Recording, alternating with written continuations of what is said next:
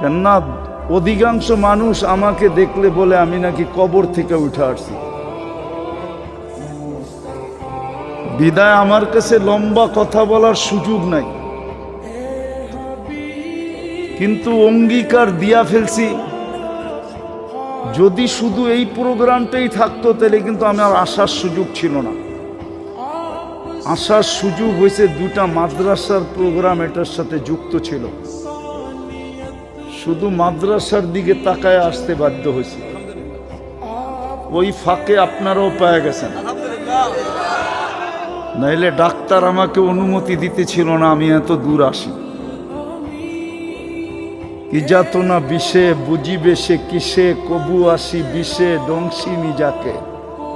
আমারটা আমি বুঝতেছি কি হইতেছে, আপনি বুঝবেন কোত্থেকে? আজকে 15 দিন হলো আমার রিং পড়ানো হয়েছে। এত তাড়াতাড়ি এত দূরে আসার অনুমতি কোনো ডাক্তার দিবে না। আর এখানে কোনো ডাক্তার থাকলে বলবে হুজুর পাগল, হয়তো পাগল বলবে, নাইলে বলবে লুবি, টাকার লোভে চলে আসে। হ্যাঁ, নাউজুবিল্লাহ পড়েন না, আমরা তো মাদ্রাসার দিকে দেখা আসছি, নাইলে মাদ্রাসাওয়ালাদের জবাব দিতে দিতে জান শেষ হয়ে যাবে। পাবলিক তো এত কিছু বুঝবে না, বুঝবে না কি? এই জন্য কথা লম্ব হবে না, অল্প সময় কথা হবে। আর পঞ্চম দিন